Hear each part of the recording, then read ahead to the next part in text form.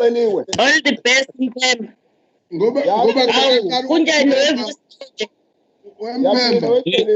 Right, Mpemba. Ngiphila impela qiniwe. Kalwa-ke ugadele yandaba inombolo kempembu. Kwangena lento practice leyanto yenombolo.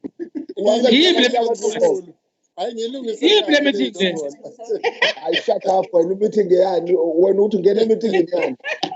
Ungangiphoqi umkhulu wasipractice leyandaba yenombolo. Shut up. Shut up. Uzazakale lokufaka nongoma. Wemnqongo usajele. Mpemba ekhaya kanjani manje? Hayi phela sazi wena uyisiphula umthetho nje. Uyazazi nawe. Umpemba isiphula umthetho. Hayibo. Hayi mayikhulumi leyo. Wemnqongo ungayikhulumi njalo leyo nto mfowethu. Lusuke ngisho phela. Hayi kahle. Uyakuncenga. Undunankulu uyilalele le ndaba. Uyaphila Mncwangu? Ngiyaphila mfethu kunjani? Ngiyaphila mfethu. Hey, uyazi uduba kanayo nentombi uma mfundisi. Angazi kwenzeka kanjani. Yabonga.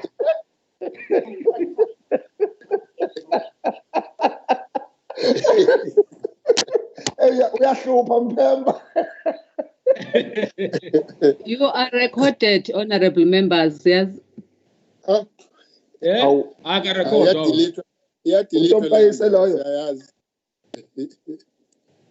You are live, or let me say you are live.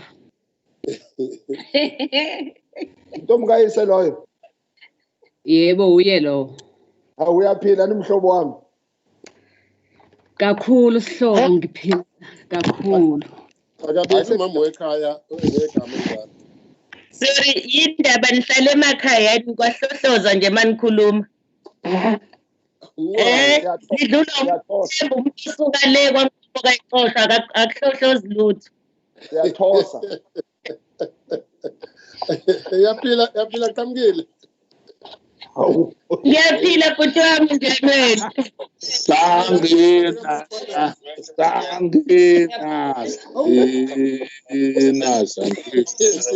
Awumphephetwa.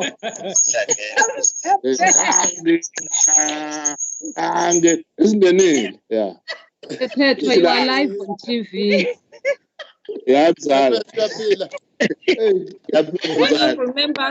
Honorable members, order. I want to remind honorable members that we are live on TV.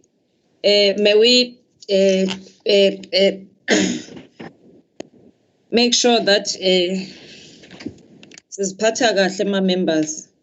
Honorable members, I just want to remind members to switch off their mics and switch off their videos as we start our meeting.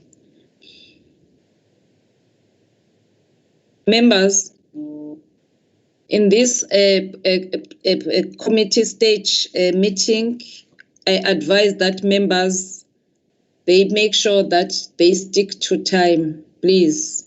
All members must stick to time. Before we start our meeting, members, we need to have a moment of silent prayer for a few minutes. Okay.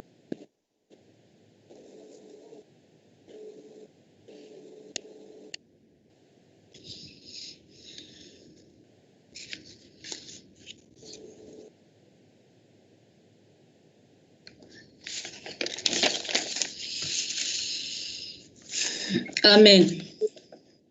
Amen. Honorable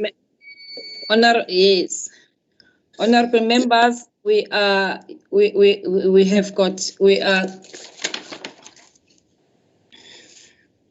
this budget debate of the legislature that we are conducting it through visual means.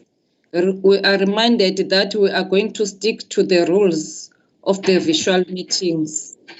Can I check that we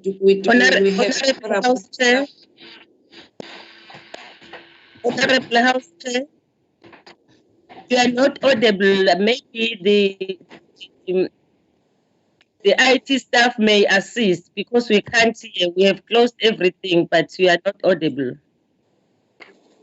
I'm not audible. Hayi siyakuzwa thina. Siyakuzwa thina. You are. Can hear you well. Inkinga. Ndakuzwa sihlalo kusho ukuthi uMandla ubhuhlele mhlawumbe engekho right. Sikuzwa kahle thina nomphembu yakuzwa kodwa. Can we be assisted by table staff? Do you have a quorum? Yes, Hlala, we do have a quorum. Thank you. Members, on the issues of connectivity,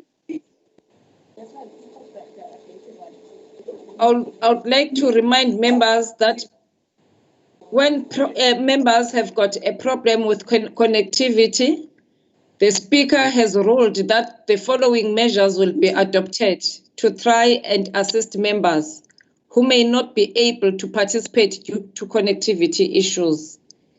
If a member has connectivity problems, the presiding officer will continue with other speakers on the speakers list for the debate. If the member regains connectivity before the response to the debate has commenced, the presiding officer will be flexible in applying the speakers list, and the members will be allowed to continue and finalize his or her speech as long as the member reconnects before the commencement of the response to the debate. Secondly, we also ask members who are debating to allocate a fellow party member who will be able to take over their speeches and read the member's speech into the record. Presiding officers will then allow the fellow member to take over the member's speech. If all else fails and the member is unable to present his speech or her speech, a member can get another party member or to take over. It is directed that a member may submit his or her speech to the Secretary of the Legislature, and the speech will be included in the record of the debate.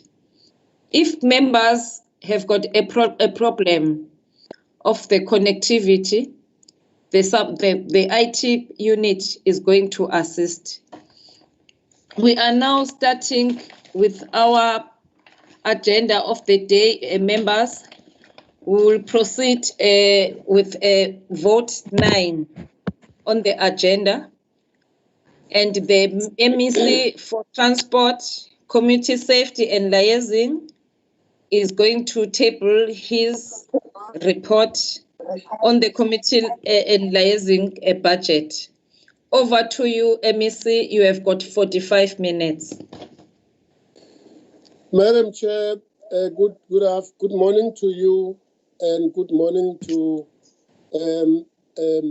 Honorable Speaker, Honorable Deputy Speaker, Honorable Premier of our province, Honorable Sihle Zikalala Kuzeni, members of Provincial Executive Council, honorable members of Provincial Legislative, Chairperson of the Community Safety and Liaison Portfolio Committee, Dr. Pete Mtatwa Nyambose.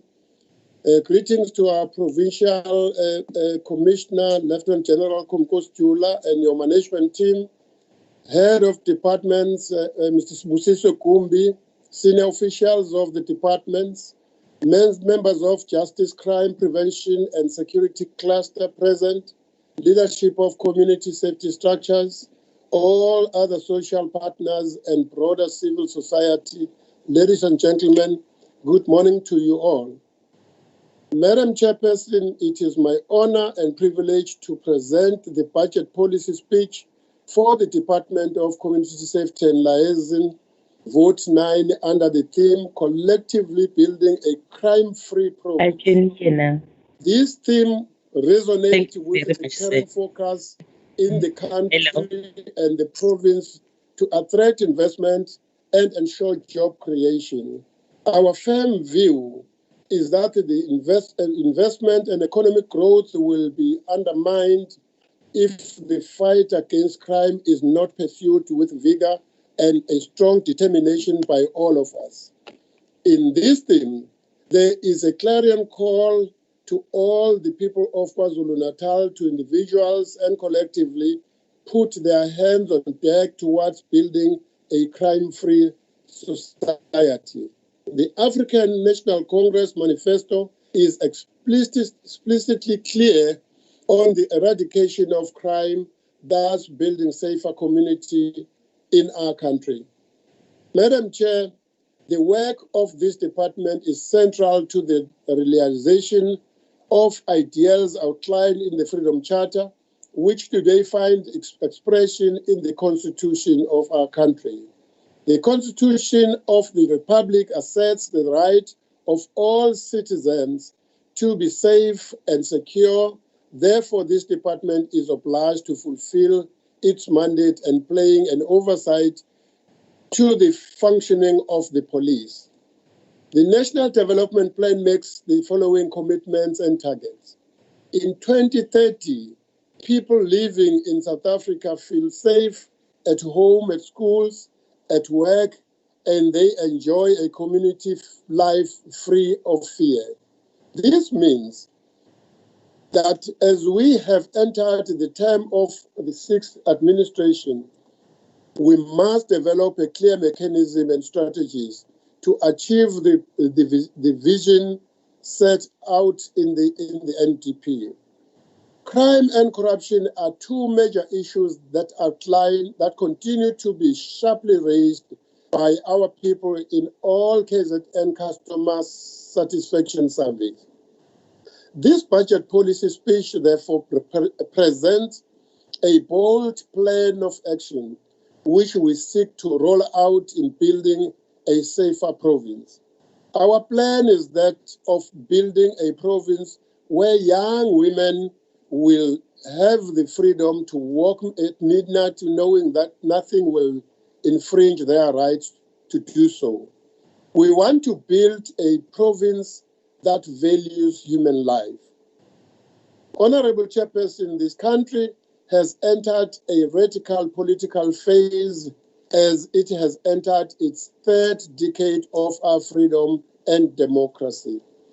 We owe it to many of our heroes and heroines who paid the ultimate sacrifice and laid down their lives for us to be where we are today.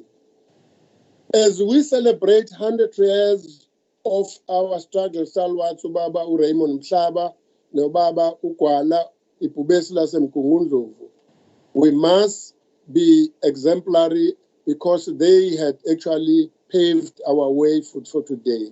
Chairperson, I'm challenging this House today a new trajectory of being a symbol of completely changed and transformed society if we are to achieve the objectives of the NDP. Our people must be at the center of this new society.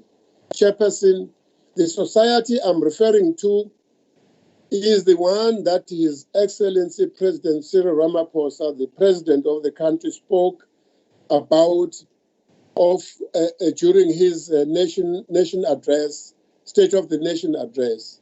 I quote, "Investment and growth require a safe, stable, and a crime-free environment," close quote.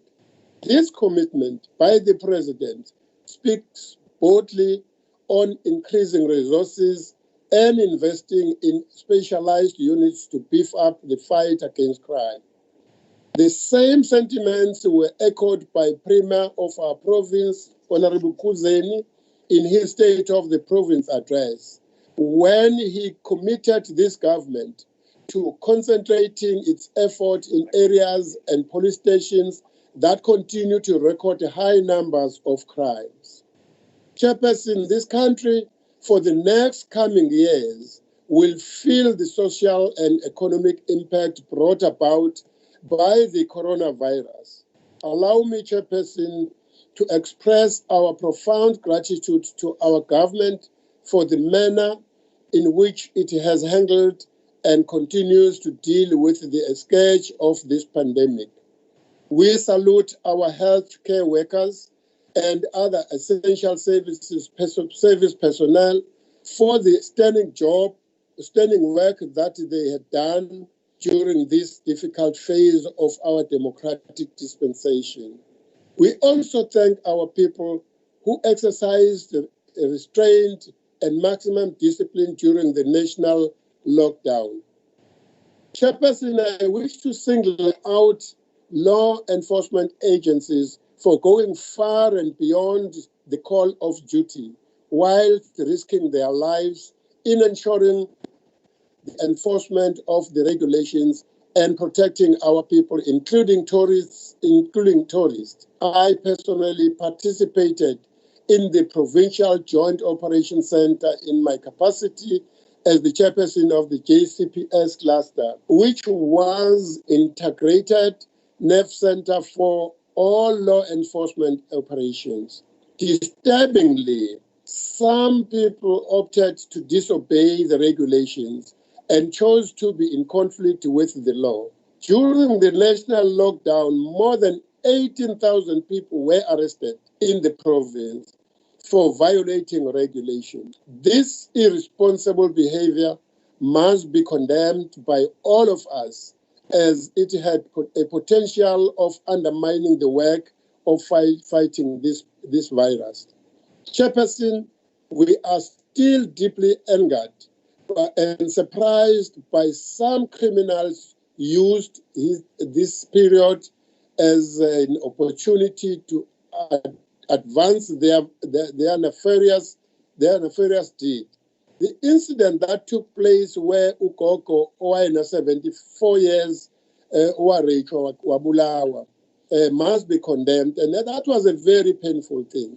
Once again, we wish to convey our deepest condolences to the Zuma family for this.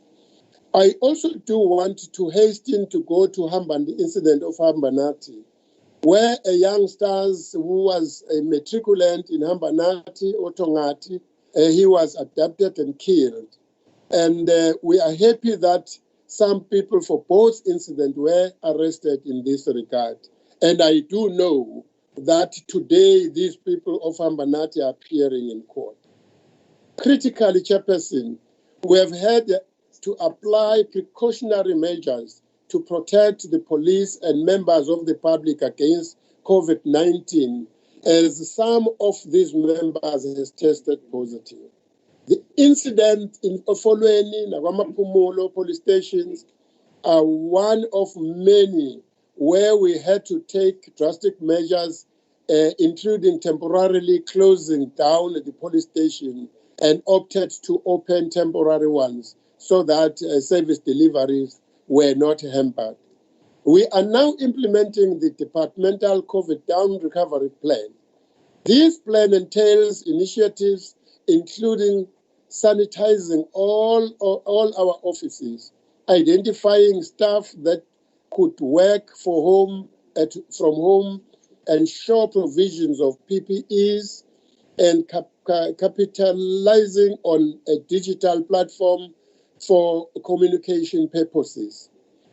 Chairperson, we wish to allay fears regarding the release of low-risk inmates who were sentenced for non-violence crimes to reduce the spread of COVID-19. We have a serious challenge of overcrowding in our prisons, especially here in eThekwini.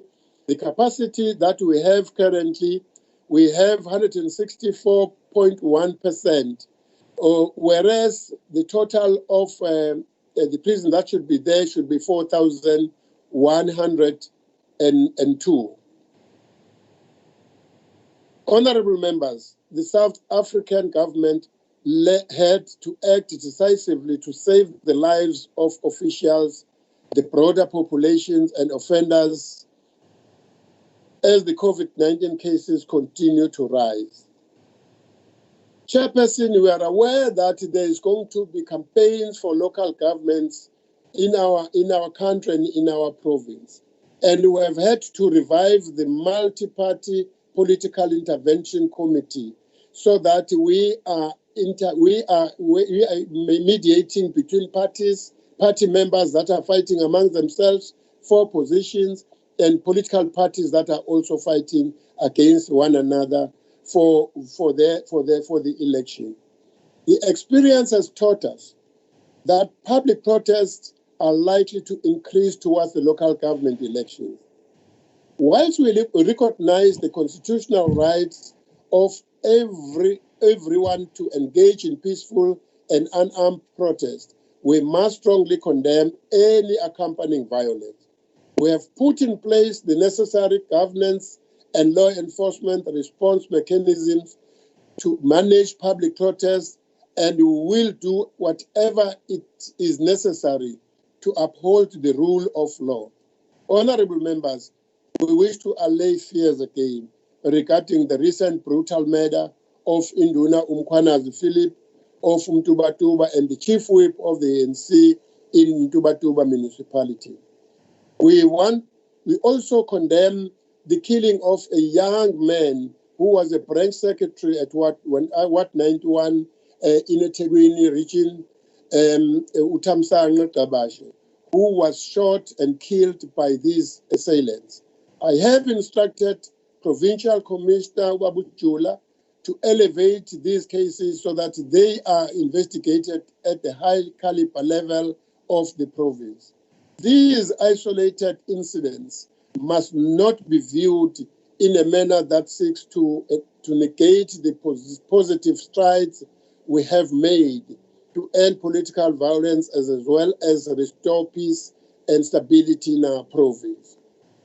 Chairperson, you would be aware that there are people that are calling themselves business people, Amatela Ngogbona, that are claiming to create a havoc in our province and take 30%, demand 30% from business people. Already we have moved in this regard. A total of 46 criminal cases have been opened against these groups, and some are already in court. The banning of taxis also condemns and attacks on drivers in our province. And I know that the Premier has appointed the ministerial task teams, and a total of 73 cases have been reported. 69 cases are under investigation, and 170 suspects have been arrested in this regard. Campaigns against gender-based violence in our province. Chairperson, crime directed against women and children is alarming, and all of us need to stand up to defeat this scourge. We commend President Ramaphosa for prioritizing this issue and developing a 10-point plan to address this scourge. It is more worrying that in the last financial year, more than 24,117 crimes were committed against women and children in the province. Of those, 545 were murders, whilst attempted murders were standing at 747 cases. Honorable members, we must bemoan the cruelty and brutality against women. Last year, more than 3,598 rape cases were reported and 144 cases of attempted rape. There is no parent who must bear pain of bearing their child. In the period under review, 181 murder cases were committed against innocent and helpless children, with 188 registered cases of attempted murder. We have directed the police in the province to prioritize these cases, and in most cases, suspects are being apprehended. All police stations have been directed to beef up the family offences unit and victim support program as part of upscaling the war against gender-based violence. The department, working with other stakeholders, has conducted more than 40 awareness programs in various communities to fight the scourge. Chairperson, this is important to the deployment of 60 of volunteers at VFF, and also welcome the employment of 183 gender-based violence support social workers by the Department of Social Development. Chairperson, on school safety intervention, we continue to work hard in creating a safe environment at our schools to make them conducive to learning and teaching. The Premier has already launched the campaign for school safety initiatives, which was launched in Hammersdale last year, together with Honorable Emerson Mshengu, who is leading the Department of Education. Earlier this year, during 2020 schools functionality and monitoring program, as the district champion, I've had to adopt 3 schools, one in Zululand, which is Pumanyova High School, and 2 in King Cetshwayo district, which is Dover High School, and Kati Primary School. I do this to play as an example so that all other members and MEC in different districts may also follow suit, because we have a responsibility to try and bring stability in our schools as well. Honorable members, in the last financial year, the department reported that it is working closely with the Department of Education to address the challenge of school safety. Indeed, the department has since transferred 320 social crime prevention volunteers to the Department of Education so that they would help making sure that the schools are safe. Now, we will continue with our Adopt a School campaign for our schools to be safe. Chairperson, we are extremely concerned that since COVID-19, 463 schools in our province have been vandalized. And we welcome the arrest of 28 suspects in connection with the vandalism, burglary, and destruction of schools across various parts of our province. Already a task team has been formed, which comprises of Department of Community Safety and Liaison, Department of Education, NPA, and SEPS. And that team will work hand in hand to try and suffocate those criminal activities that are taking place in our province. Campus safety is another strategic project led by the department working with the CPF Youth Desk. Through this program, we are able to engage students in institutions of higher learning. We have managed to stabilize institutions of higher learning. However, we are still concerned about levels of violence and disruption during the student protest, mainly at the start of the academic calendar year. Program 1 of our department, over the years, this department has undergone serious transformation with the decentralization program that saw the department having offices in all 13 districts in the province. This exercise will complement the existing 163 workforce in the department.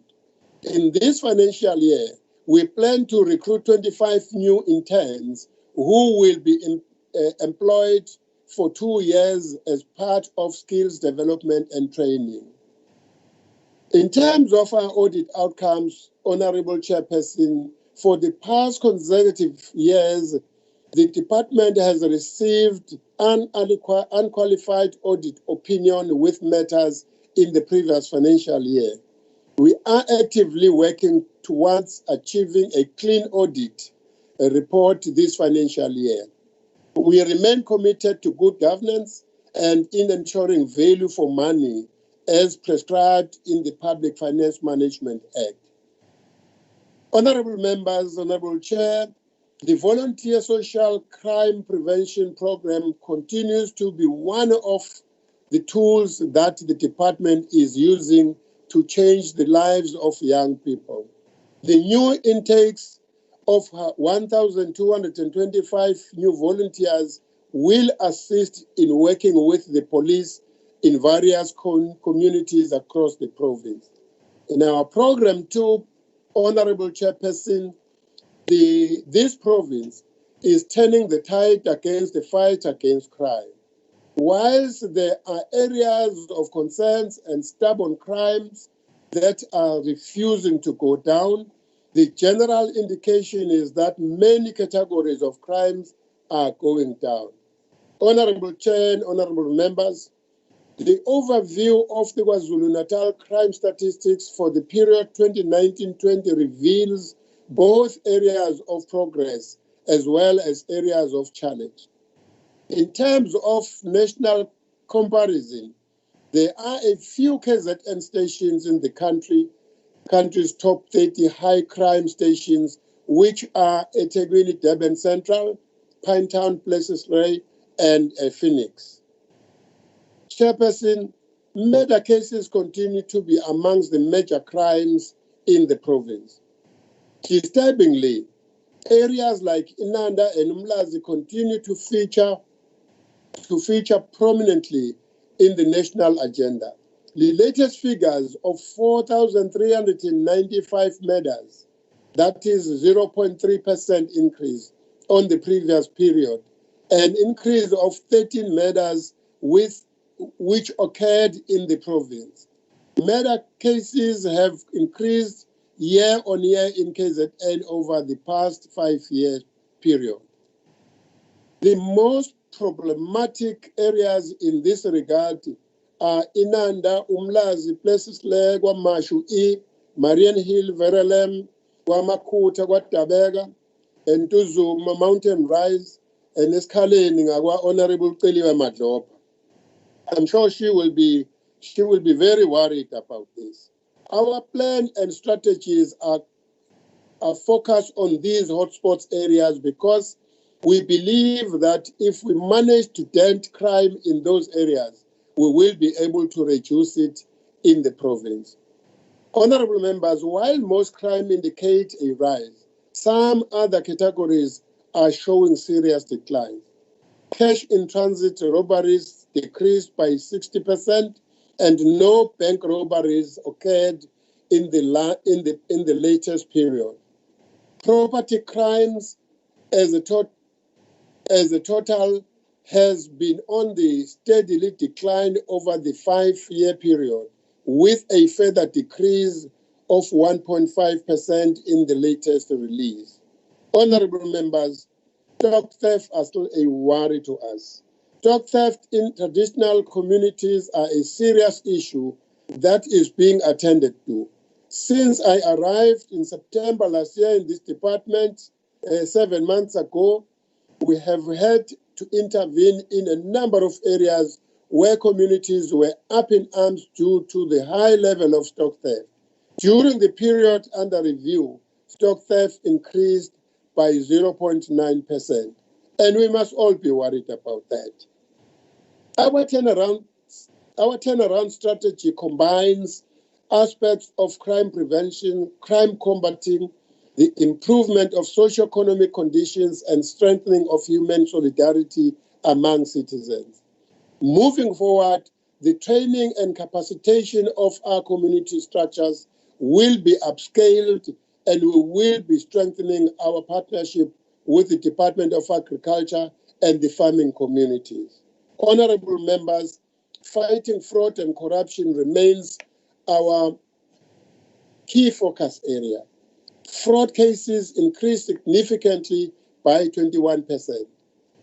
We must overall commend the work of our men and women in blue in this regard.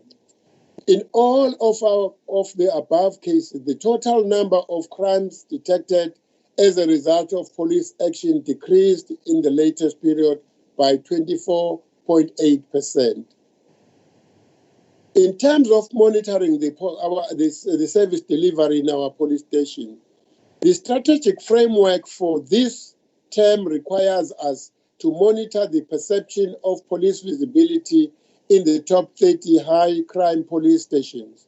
The focus will be given to the 130 priority stations that were flagged as a serious concern during the National Census project. In this financial year, the department will also monitor 16 specialized SEPS units, services across the province.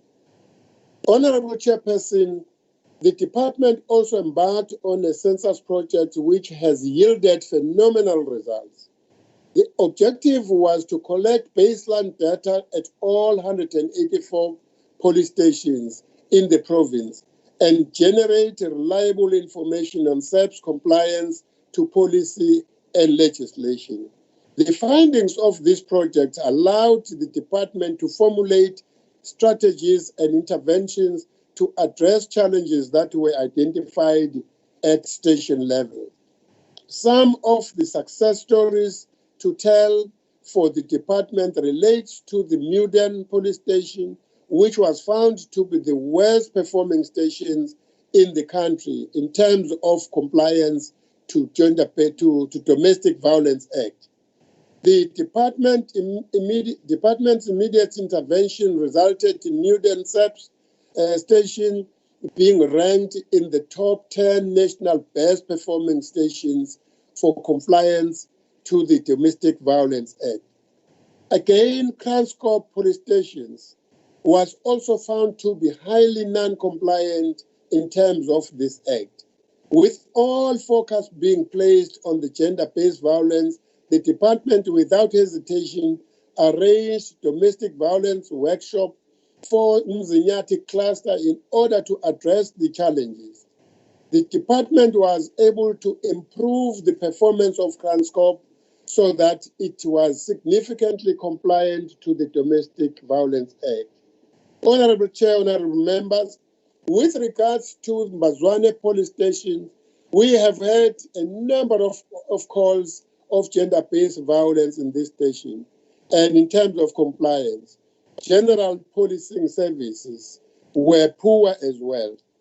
The department intervened the previous financial year, working with SEPS provincial senior management, and this resulted in the turnaround strategy, which was implemented, including implementing changes with regards to station management. The department's intervention resulted in improved performance by the station. Importantly, complaints about the station declined by 80% when compared to the complaints received in the past 2 financial years. Honorable members, these are indeed remarkable success stories that the department has got to be proud of. Chairperson, it is concerning that firearms are still all over the show in our province. And I'm glad that Honorable Minister Cele has requested, and we are also supporting him, the amnesty, the extension of the amnesty up until next year, 2021. Between November 2019 and April 2020, more than 4,842 firearms and 44,575 ammunition were seized. This resulted in a total arrest of 85,000 suspects, over 85,000 suspects in our province that were arrested. As part of the plan to combat crime, we have directed the police to spare no effort in rooting out all illegal firearms in the communities through targeted operations. Our generous government had also provided an amnesty, as I've spoken about, and that we have extended. We are supporting Undosi Uta extended, but noma ngabe ubani oneyibhama ayibekile ekhaya sifuna ukuthumela umlayezo nje ethi kusukela manje bafowethu nodadewethu ushubile.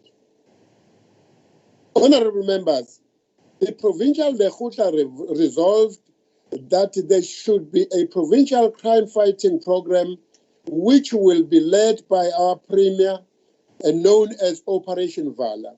Our aim is to intensify our crime prevention strategy and tactics, where the premier and all MECs, including the leadership in the local municipality, that they should participate in the campaign to fight against this crime. Chairperson, the department has integrated its programs to address all social ills directed at vulnerable groupings, including gender-based violence, under an umbrella called KwaZulu-Natal program.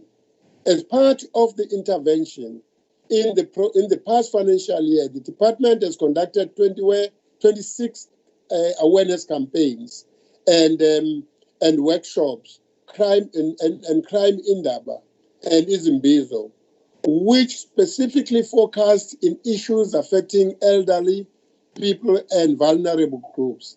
As part of the intervention and capitalizing on the benefits of the fourth industrial revolution, the department has acquired Memeza alarms. And by this will assist those vulnerable groups to press the alarm so that neighbors would be able to assist. Chairperson, in addition, we are closely monitoring construction of Donnybrook and Kamalake police station as we seek to improve capacity of police station in order to ensure safety and security in our communities. The implementation of Safer City Framework, including through the use of smart technology, has reaped benefits in eThekwini in particular. This year, the department will engage with other major economic hubs in the province to explore the feasibility of rolling out this framework. Engagement will take place with COCTA as a member of the Justice Crime Prevention Cluster, Security Cluster, to also assist in facilitating this one. Our department Police Oversight Unit Directorate will champion this project. We have created a PIMPA hotline, and the WhatsApp line that has got to be used by everybody, and the number is 063-697-9569. And 80 members were reported via this hotline. And sithi kuwo wonke umphakathi lethu ulwazi uzobona. Yes, uyazi ukuthi khuluma abantu njengamanje.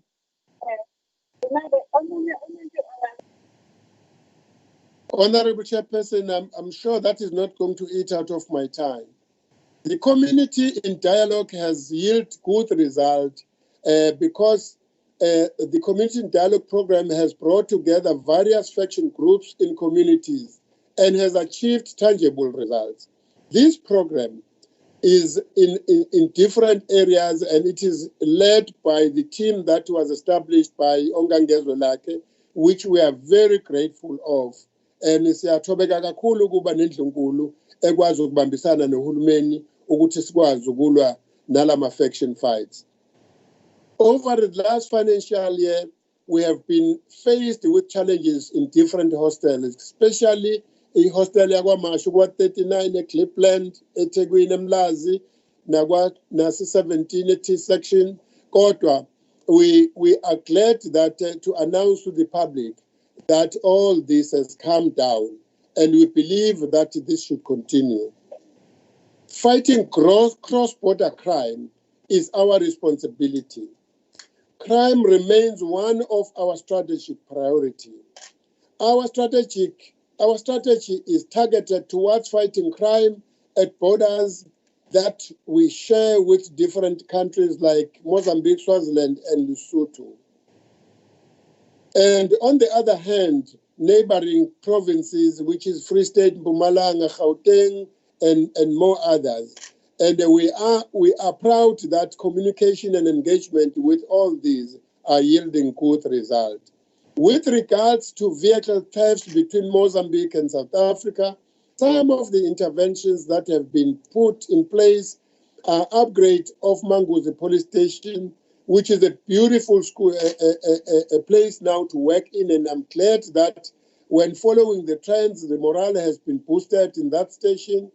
And Satellite Police Station, KwaZulu-Natal, has been put in place to try and assist in that area, and forging partnership between the police and SNDF members and deploying our social crime volunteers is yielding the result. Another key catalytic program is that area, in that area is the construction of the new Jersey barrier, which the Department of Transport is involved with the Public Works Department.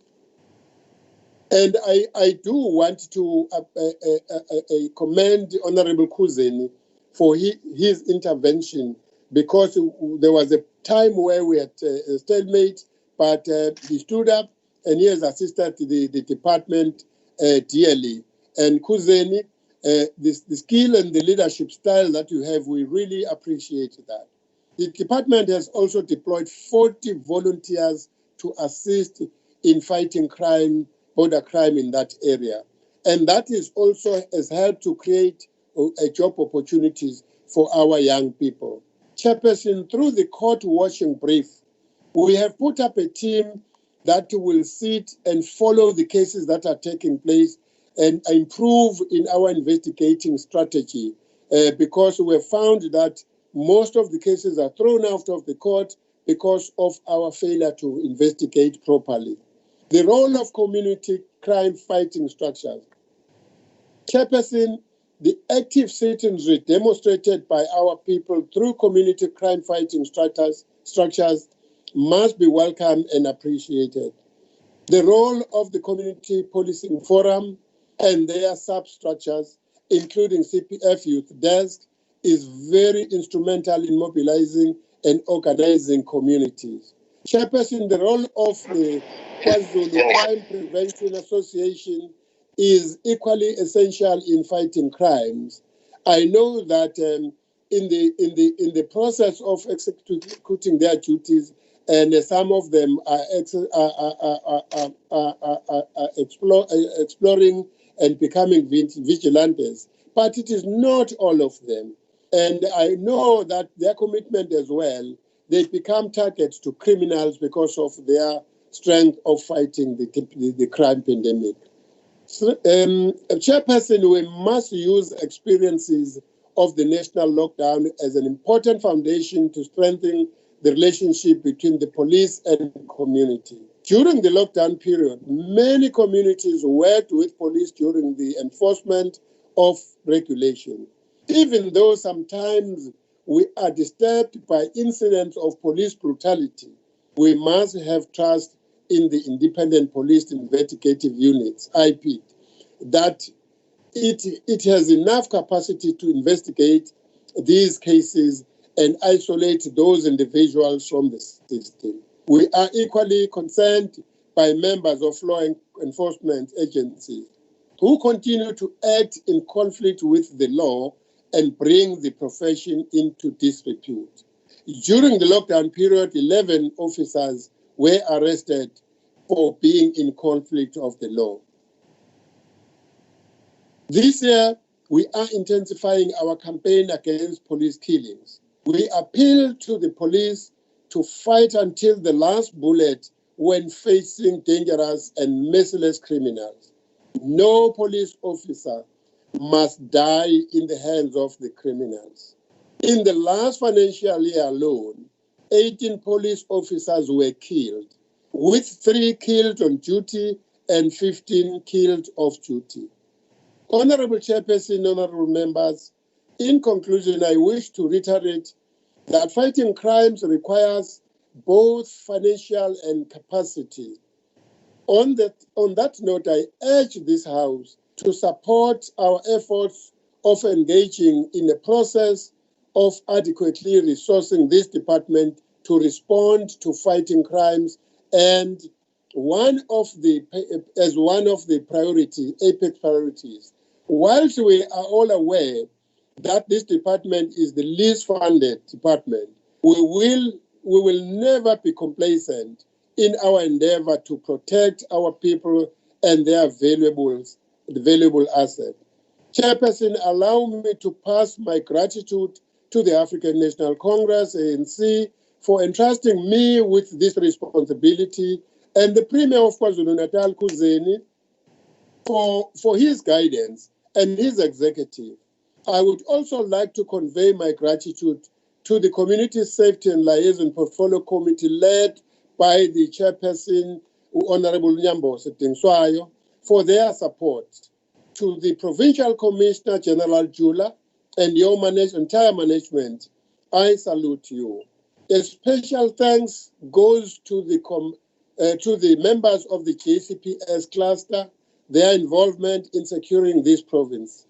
Special gratitude also goes to the former head of the department, Ms. Mavundla, the management team and his management team, and the entire workforce for the diligent job that he had done in this department. The department also welcomed Mr. Gumbi, who is the newly appointed head of the department for the duration of his contract. Mr. Gumbi's experience and expertise will contribute in re-engineering the department, especially during this period when efforts to fight crime needs to be intensified. My heartfelt gratitude also goes to my wife, Umazulu, and my kids, the entire family, and the office of the ministry for their support as I continue to perform the duties assigned to me by the African National Congress. Allow me to quote the words of the former Minister of Police, Ubaba Steve Tshwete. I quote, "It is our intention to improve pretty speedily to ensure that the lives of criminals, particularly rapists and armed bandits, remain miserable. They must know no joy in their dens, in the police holding cells, and in prison. The criminals and their friends, including those armed bandits and pipe bombers in the Western Cape in particular at that time, must soon know that the South African state possesses the authority, morally and politically, to ensure by all means at its disposal that the people of this country are not deprived of their human rights in any way. It is not the intention of the state now or in future to surrender this moral and political authority to anybody or institution or organization," I close quote. Like Tshwete directed, through this budget speech and plan of action, we intend making the lives of criminals miserable whilst ensuring the safety of our people. Allow me to present this budget, vote 9, which is 249 million, for your consideration and approval, Honorable Chairperson. I thank you.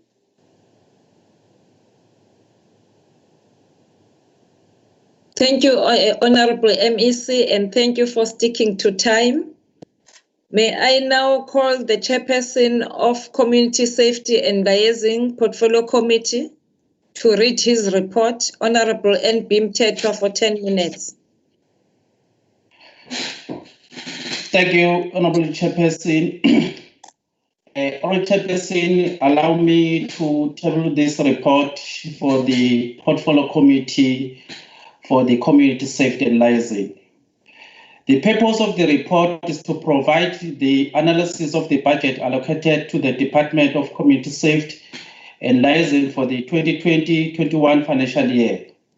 The Portfolio Committee of the 6th Administration engaged the department on its first draft APP and the budget for the ensuing year during the committee workshop that took place on the 3rd and the 4th of September 2019. The second draft were presented to the committee and discussed during the meeting on the 10th of December 2019. The documents were also presented and discussed at length during the community stakeholder engagement session, which took place at the Ngotana Community Hall in Pongolo on the 31st of January 2020. The committee was invited and attended the budget hearing by Treasury on the 10 March 2020. Further intensive engagement with the department on the APP and the budget took place during the portfolio meeting on the 13 March 2020. Honorable Chairperson, the department targets set out in the 2020-21 annual performance plans have remained relatively the same as in the previous financial year. The APP have demonstrated a working collaboration with the community as the fundamental process in achieving its mandate in fighting crime. However, there is a need to strengthen the cooperation and the cooperation with the three spheres of government, particularly at the district and local municipality level. The APP indicate that the community served structures will be created and closely monitored. On Chairperson, the committee pleased to see that comments and input made on the first draft 2020-21 APP were considered by the department as reflected in their final document. The final APP presented was in line with the 2019 election manifesto of the ANC, the Freedom Charter of 1955, January 8 Statement of 2020, the NDP, the PGDP,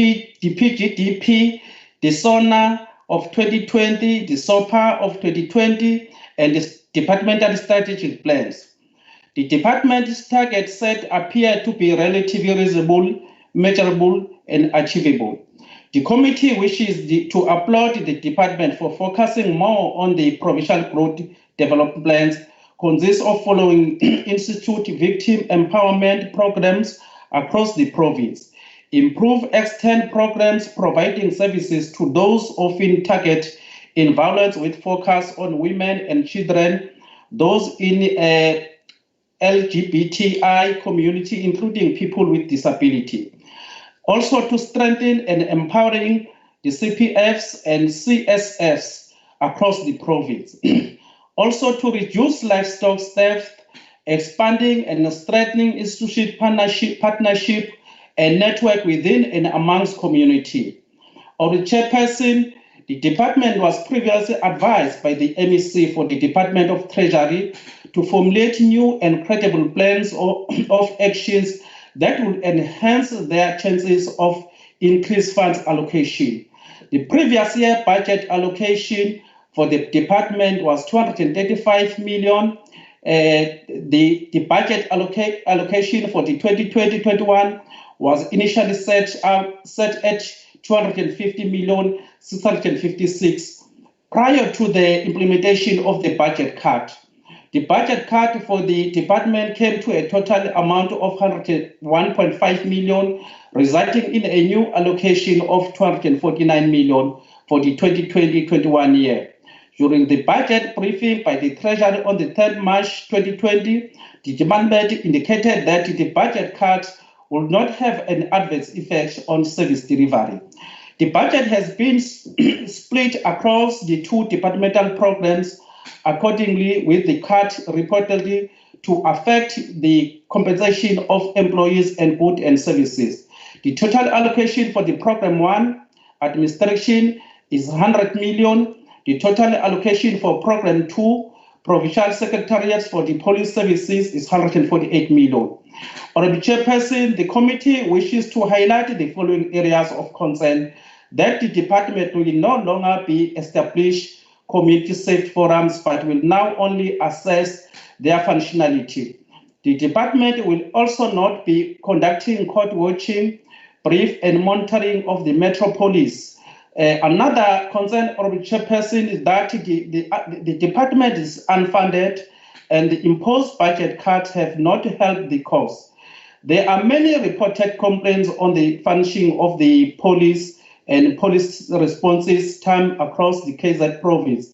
The committee visited some police stations and observed that numerous challenges are as a result of shortage of staff, lack of offices, equipment, and shortage of vehicles. And there's a long turnaround times for state vehicles that have gone to the government garage for repairs. The last concern, Honorable Chairperson, is that the bulk of the allocated funds are going toward compensation of employees instead of service delivery. Honorable Chairperson, the committee has made the following recommendation: that the department must ensure that there is an integrated planning, coordination, and implementation between the department and the three spheres of government. That the department is they should be in alignment with the district and local municipality in terms of implementation plans, cooperation and cooperation. That there should be a strengthening and revision of plans and strategies to utilize the human capital skills in driving the intervention of community policing forums. The last recommendation, Honorable Chairperson, that the departments must ensure that the focus is on impact driving output that can be measured. Honorable Chairperson, the committee also adopted the budget and APP. The committee, the vote was as follows. ANC supported the budget, IAP supported the budget, ATM supported the budget, EFF supported the budget, and the DA reserved their right to vote. In my conclusion, Honorable Chairperson, I wish to take this opportunity to thank Honorable MEC M.B. Ntuli and his team for the work that they do under difficult financial constraints. Your dedication, Pemba, and effort do not go unnoticed. The Portfolio Committee remains determined to provide you with a support required. In monitoring executive compliance as part of its continuous oversight function, the committee poses difficult questions every now and then, but that is purely meant to ensure that the department is kept on its toes and that does not drop the ball. The work of the committee becomes simple if the department is also seen to be committed in doing its works. I would like to thank you all the honorable members of the Portfolio Committee for their dedication and participation in their engagement with the department throughout. I also wish Honorable Chairperson to thank the committee support staff for their work and dedication. Honorable Chairperson, I thank you. Thank you, Honorable Member.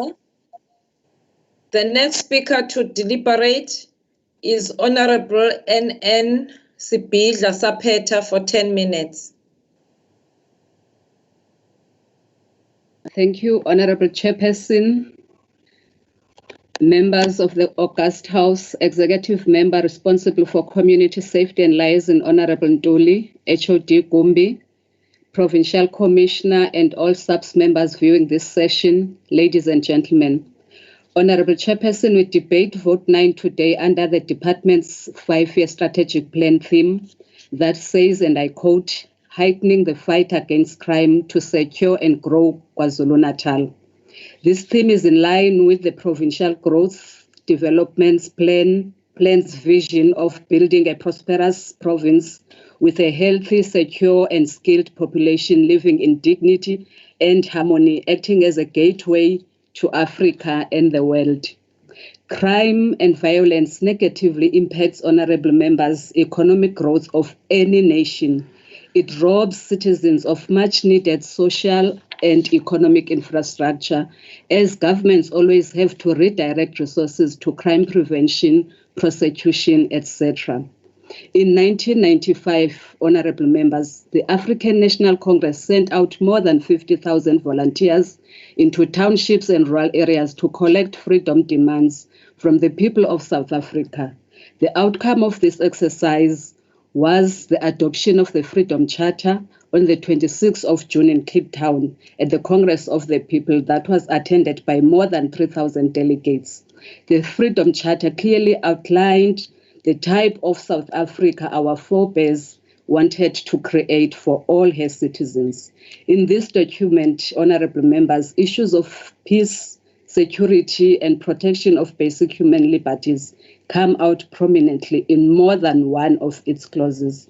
It therefore doesn't surprise me today to hear Honorable MEC saying in his speech that our people in the province are calling for action, and action not tomorrow, but now. As we celebrate this month of freedom, of the Freedom Charter, it is important to reflect on the success stories of this ANC government, honorable members, in responding to the freedom demands as they are clearly outlined in the Freedom Charter. The Honorable MEC has clearly and adequately reported on these matters, and I think it suffices for me to say most of our people do feel safe in their homes and have trust in the justice system. Police service is now open to all on an equal basis, and in most cases, they work together with people through community structures that have been established by ANC government. Honorable members, in its 2018-2019 annual report, the department has managed to achieve overall 87% against its annual target. And in 2019-20, the department continued to establish ward-based structures as well as community safety initiatives in various communities in the province, and did not end with establishing these structures. Many were capacitated using the limited resources allocated to the department for this important work in the fight against crime. MEC, in his presentation today, made a clarion call to all of us to put our hands on the deck in dealing with crime, and he's putting community mobilization at the center of his new vision. This strategy, honorable members, if supported by all of us, will contribute immensely in realizing goal 13 and 14 and aspiration number 4 of the African Union Agenda 2063. Criminals are created by society. No one person is born a criminal.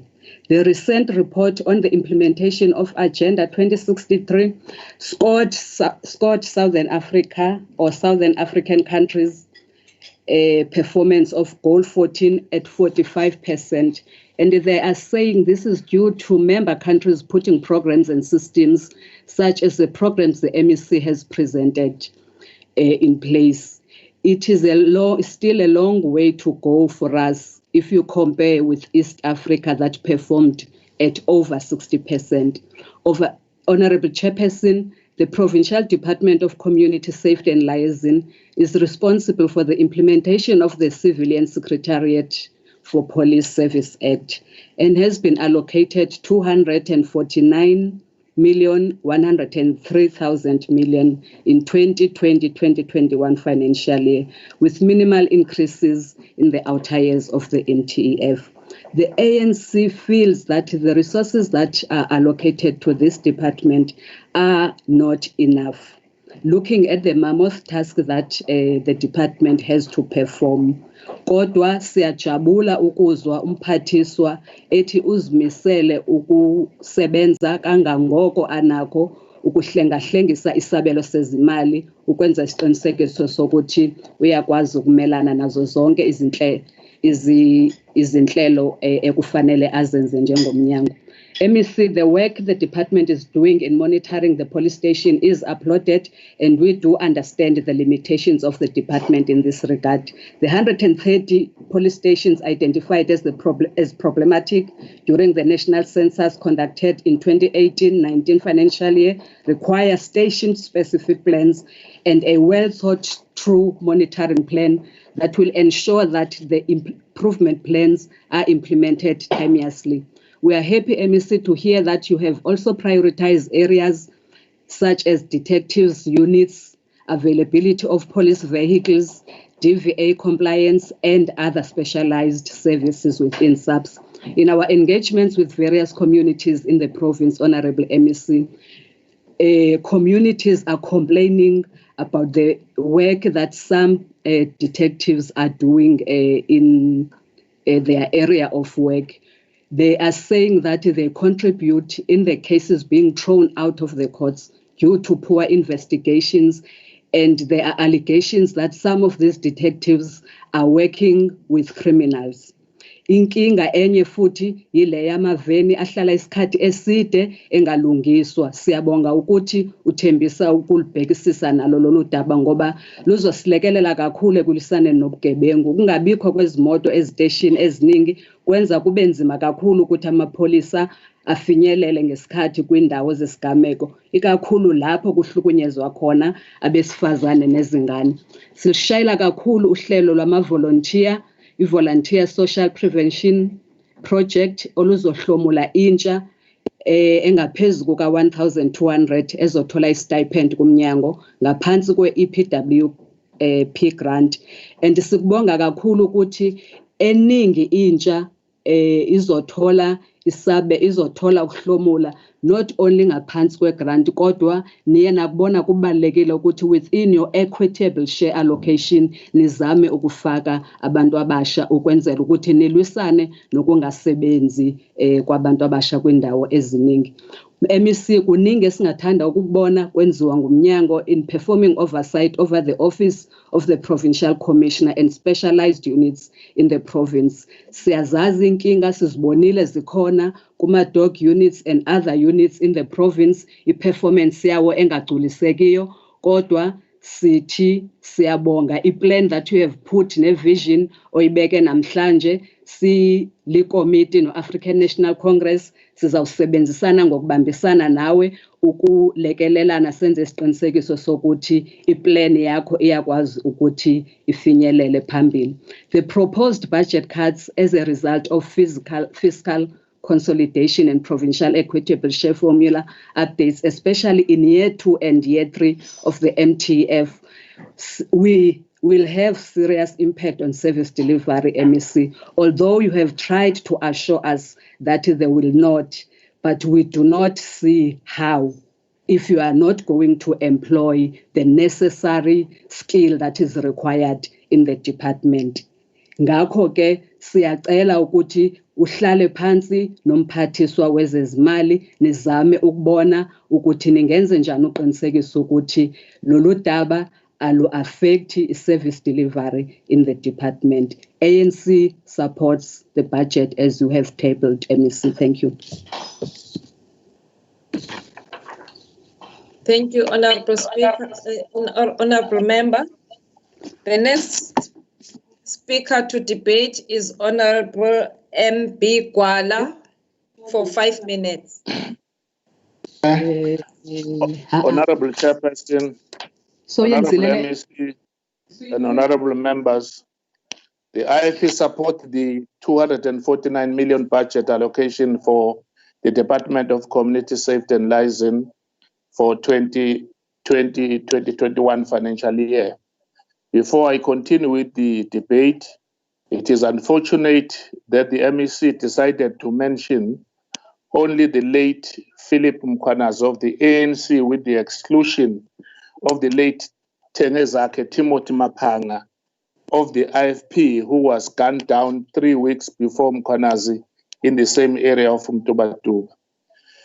COVID-19 lockdown law enforcement. But first and foremost, as the IFP, we wish to commend the role played by the police and army in enforcing lockdown regulation during this time of COVID-19 pandemic, and they must continue to enforce the lockdown regulation. This is evident in the Independent Police Investigation Directorate IPID report, which has revealed that the number of assault cases, subs members in KwaZulu-Natal has increased by a staggering 95% in May when compared to the same period last year. The report tabled during the visual meeting of the KZ Community Safety Portfolio Committee held a few days back showed that during in May 2020, KZN saw an increase from 41 in 2019 and 80 in 2020. There was also a 41.6% increase in the number of assault cases opened against law enforcement officers when comparing April 2019 and April 2020. Actual numbers are 28 in 2019 and 48 in 2020. The IFP challenges the MEC for community safety and liaison to provide a detailed plan to combat police brutality. Budget allocation during 2019, SOPA, the Premier of KZN, promised the citizens of KwaZulu-Natal to deal with the issue of lawlessness, crime, killings, property vandalism, social ills, proliferations of drugs and guns, women and children abuse, sexual crimes. However, the latest crime statistics paint a grim picture, with most crimes showing an upward trajectory. All the crimes that scare us the most have all sparked in KwaZulu-Natal. Murder increased by 0.3%, while robbery with aggravated circumstances saw an increase of 2.7% in 2019. Sexual offenses jumped by 6.3%, while rape increased by a devastating 5.9%. These numbers show a clear picture that our police officers are not adequately trained regularly to deal with the type of criminals that are out there terrorizing our communities. As the IFP, we think it is important as a province to take a deep breath and recollection so as to refocus ourselves on what is best for the crisis rate in KwaZulu-Natal province. I recall one day a few years back during the opening of the legislature by His Majesty the King, where a stranger just stood up and went to the podium where the King was speaking to hand deliver a message without being searched. And if that person was meant to harm, His Majesty would have done that due to lack of security. Consequently, as the IFP, we feel that the budget of 241.1 million is not adequate enough to meet the demands that this department faces. HE fundings. Nonetheless, we would like to commend the department for ensuring that it fully spent the budget allocation to it in the previous financial year. Although it received unqualified audit opinion with findings from the HE, we hope that it can still do more to improve its financial status. We urge the Honorable MEC to address the irregular expenditure and wasteful expenditure. The department incurred irregular expenditure of 19.55 million during 2018-2019 compared to 15.68 million during the 2017-2018 financial year. We urge that action must be taken against anyone who continues to irregular, wasteful, and fruitless expenditure, and those who flout SCM processes. We have also noted that for the 2020-2021 financial year, the department, through its monitoring and evaluation, will continue to evaluate areas such as detectives unit resulting from a lack of feedback and poor investigation by the detective. This raised so many questions about the competency of those detectives on whether are they qualified enough to perform their duties. If they are incompetent, why they were appointed in the first place. Honourable Member, your time is up.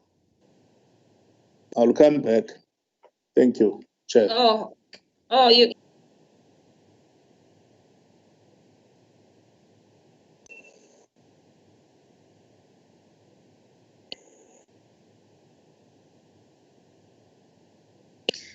The next speaker to deliberate is Honourable S. Hussain for 5 minutes. Thank you, Madam Speaker. Honourable Chair, firstly, let us pay tribute to the thousands of SAPs and law enforcement officers who have put their lives on the line, abandoning their children and families to protect the citizens in KZN, working day and night to ensure that our streets are safe and the citizens remain compliant in terms of the COVID-19 regulations during this period of the pandemic. All your struggles have not gone unnoticed. In the same breath, Madam Speaker, the efforts of both the MEC for Safety and Security as well as the KZN Provincial Police Commissioner must not be overlooked. The COVID-19 pandemic was new to everyone, but the MEC and the Provincial Commissioner both took it in their stride and dealt with both the positives and the negatives within this department. We wish to thank you for your endeavours during this difficult time in our province. Madam Chair, last year the Western Cape put the safety of its citizens first and increased its budget by 123%. But in KZN, the community safety portfolio is one of the lowest funded departments. So how serious is crime dealt with in KZN if the department is even struggling to ensure that it keeps up to its statement of safer communities in KZN. It gets even better, Madam Chair. In 2018, the Minister of Police stated, whoever declares war on the police against innocent communities, against our women, against our children, against the elderly, will find one. You want war, you get war. 2 years later, SAPS in KZN are still awaiting resources to go to war against the criminals. It was promised that SAPS would receive maximum training with maximum equipment, but instead, certain communities have more weapons against the police than the police have themselves. Women and children are still being abused every day because in most cases, their abusers never see their day in court, leaving women frustrated with the poor services of untrained SAPS officers or the lack of proper facilities for them at SAPS stations. In some stations, victims of rape are still being assisted in open charge offices or in an office with no privacy for everyone to hear their trauma. Because domestic violence compliance and victim-friendly rooms are not a priority for this government. SAPS vehicles that are required to patrol the streets have been in repairs, in some cases for more than a year, leaving some stations operating with just one vehicle at a station. Criminals are fully armed and are venturing into rural communities and farms, stealing livestock from neighborhood kraals and killing farm workers. SAPS are understaffed and under-equipped to even ensure that these cases are investigated. Whilst in certain areas SAPS and CPFs work hand in glove, in other areas CPFs want to be SAPS, which has caused a major disconnect and disadvantaging communities on safety. The stations with the highest reported of crimes against women and children remain under-resourced, understaffed, and under-equipped. The rate of recruitment in this province is an indication that visible policing will never be possible, just like the body cameras that were promised for the police, but to date is still just a talk shop. Yet the Minister of Police saw it fit to stop the recent employment of over 7,000 new recruits in the 9 provinces who were to join the force in March this year. Why is it so difficult to recruit at least 500 new law enforcement officers every year to be deployed where and when crime happens? Why is it so difficult to train at least 50 new investigators per year, to prepare dockets for prosecution and assist with the backlog of cases, to ensure that violent criminals are convicted and further guarantee women a successful outcome against sexual crimes and infringement of their rights? Why is it so difficult to deploy officers based on data-led technology, including information from neighborhood watches and CPS, to deploy officers to focus specifically on crime hotspots? So the focus for 2020, crimes against women, crimes against children, and crimes against the community would remain the same as last year and the year before, simply because there is no targeted approach to fix what is broken in the system. Thank you.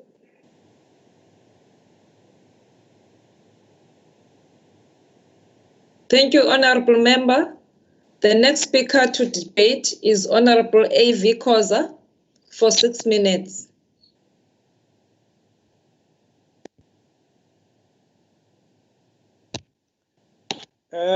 Greetings, Chairperson ngiyabingelela. Ngibingelele u-MEC, ngibingelele awuzakwethu abakhona kulendlu. Bese ngibonga ithuba lokuthi sikhulume kule budget. We take this opportunity to salute the youth of June 16, 1976 for standing up and against an oppressive racist system of apartheid. Since we are entering the month of June, we would want to say to those young people, their struggle was never in vain. Noting this budget speech by the MEC Slalo, we want to add our voice in saluting the members of the police who put their lives on the line to save our lives, particularly during the lockdowns and as the country and indeed the world is battling the coronavirus and the scourge of COVID-19. Siyabonga wemphemba ngqongqoshe ukuthi ekugcineni ugcina ubonile ukuthi amadela kufa imidlwembe imgulukudu yesigebengu okungafanele nakancane bekezelelwe ngoba bahlukumeza umphakathi baphazamise uhwebo. It is a remarkable departure from the stance that your predecessor uKhaunda used to take against lemdlwembe engamadela kufa ewashayela ihlombe awancome ethi ahosoma business. It is a remarkable stance that we should discourage vigilantism and criminality in our society. We note with concern, Mpemba, that the majority of the budget is still allocated for employee compensation and less will go towards service delivery, when actually all sorts of crimes in the province of KwaZulu-Natal are on the increase. We are very much concerned with gender-based violence, that it continues unabated. This is even made worse by the fact that the police are not effective in dealing with such crimes. We've had on numerous occasions having to go to police stations and actually force the police to open gender-based violence cases, because when a woman goes to the police station to lay a charge, they tell that woman, go back and talk about it. That's a violence until a woman gets killed. And when women go to open up cases, they get interrogated as if they are now in court.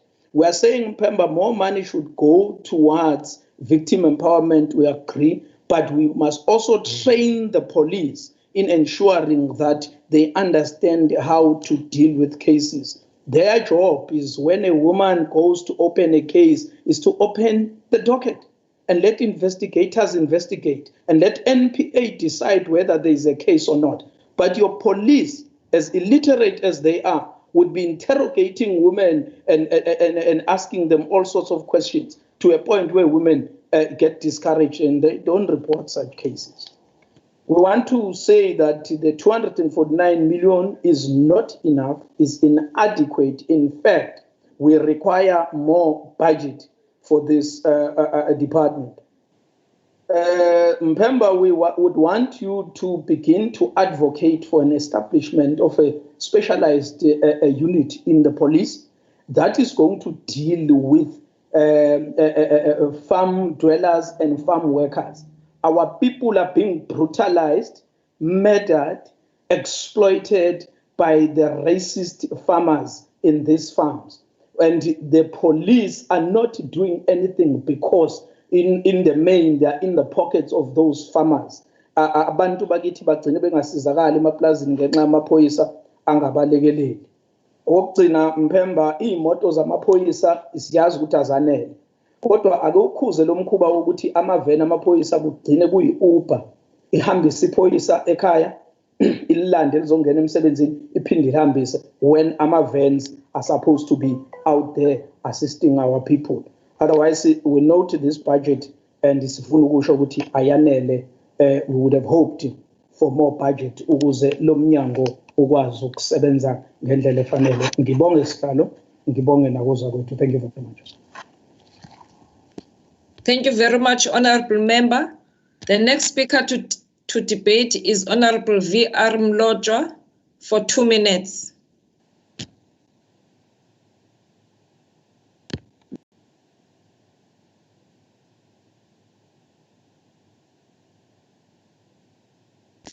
Honorable V.R. Mlojwa for 2 minutes.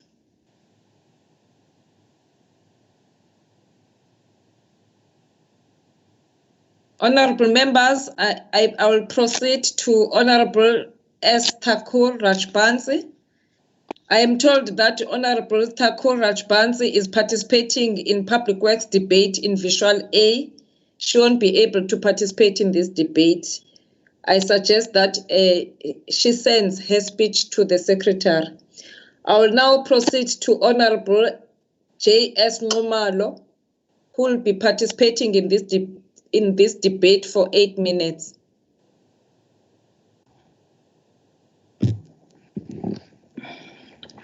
Thank you very much, Honorable Chairperson. Ms. Nzwake Boy Tombela. Let me acknowledge the presence of our Honorable MEC Ubaba Umpemba and thank him for his very comprehensive speech this morning. Let me also once again acknowledge all MEC who might be present, other honorable members of the legislature, ladies and gentlemen, greetings, good morning, Sanbonani. Honorable Chairperson, thank you very much for giving me the opportunity to speak in this debate of Community Safety and Liaison Budget Vote number 9. And let me extend our greetings on behalf of the oldest national liberation movement in Africa, the African National Congress. Chairperson, ladies and gentlemen, it's an undisputable fact that the ANC post-1994 inherited the government with the law enforcement agencies and administration that was divided and fragmented, which was meant to serve the few white minority, and not only to serve, but to protect and defend the political and socio-economic interest of white people, but also to brutalize the majority of whom were blacks in general and Africans in particular. It is the nature of community safety policing and arguably inform the following extract from the Freedom Charter, that which correctly says that there shall be peace and friendship amongst all our people and shall be secured by upholding equal rights and opportunities for all. Honorable Chairperson, ladies and gentlemen, the democratic breakthrough of 1994 afforded us an opportunity as the ANC and a space to drive transformation of all key sites of power, including the state, and protecting all people of South Africa, irrespective of race, color, or creed. To that end, Chairperson, the Department of Community Safety and Liaison becomes a necessary government platform and a tool charged with the above responsibility, among others. In this regard, the department has identified a variety of programs to consolidate victories scored since 1994 while moving forward with addressing the remaining challenges that constantly glare their ugly heads because of the legacy of apartheid colonialism. Chairperson, of course, the Honorable MEC Ubaba Umpemba has actually gave details in his speech in regards to what needs to be done to continue with the struggle to fight against crime in the province of KwaZulu-Natal, of which I fully agree with our Honorable MEC. I also want to agree with our Honorable MEC in thanking the police for their swift action and arresting the suspect who were linked with the murder of a young person in Hambanati Township, Otongati. Since the president declared a state of disaster because of the outbreak of coronavirus COVID-19, we have seen a huge decline in crime. And it is a matter of fact, Chairperson, that alcohol does contribute in crime in general.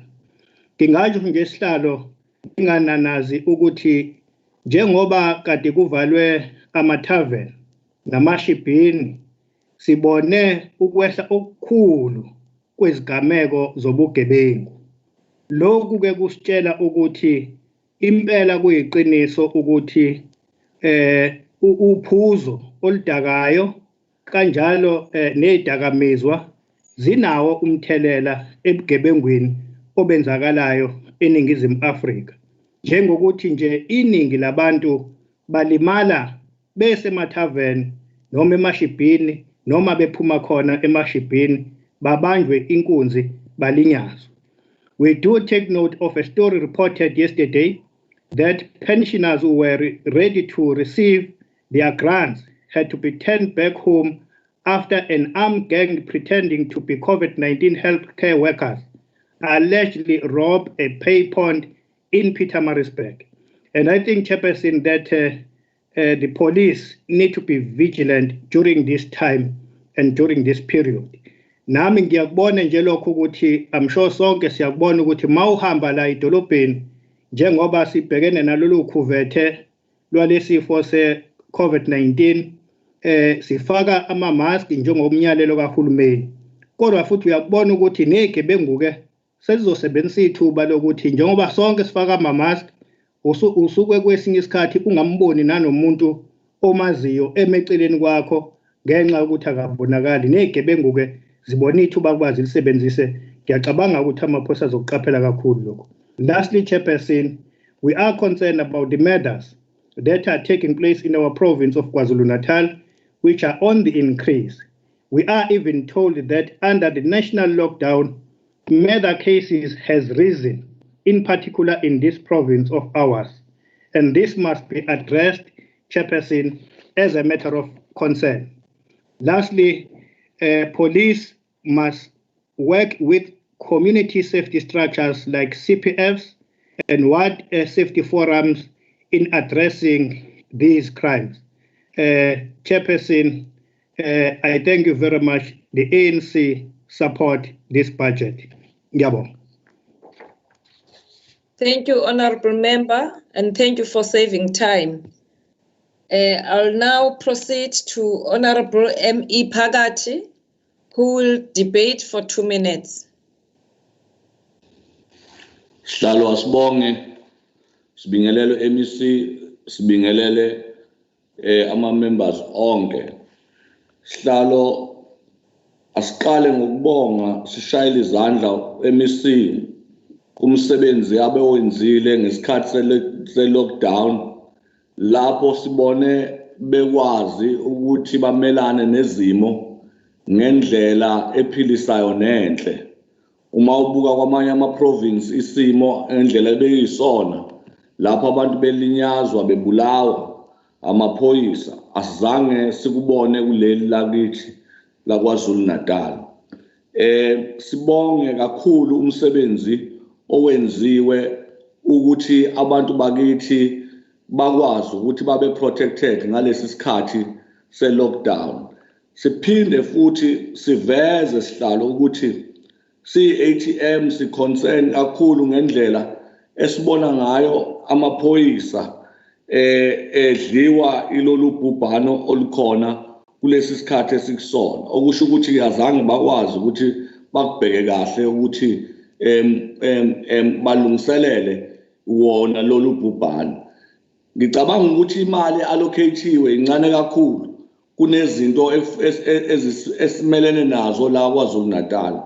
Kodwa ke si-ATM we support the budget. Sicela ukuthi uMEC abhekisise ukuthi le mali ingamoswa. Ngiyabonga kakhulu sihlalo. Thank you, Honorable Member. We are now going to have Honorable S.E. Manqele to debate for 2 minutes.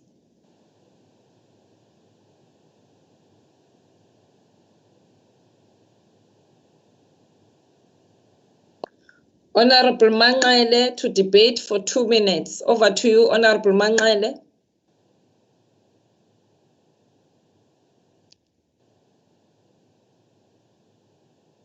I did not get any indication what is going on with Honorable Manqele. Can I proceed to the next member on the speakers list? Honorable S. Hussein, who will speak for 3 minutes. Thank you, Madam Chair. In addition to some of the solutions I provided earlier, I have in my possession a detailed document called the KZN Safety Plan, which will be available to the MEC shortly. If implemented correctly, it will prove to be useful to communities to reduce crime. The safety plan reflects effective law enforcement and prevention of violence. It is a known fact that in this province, we require more boots on the ground.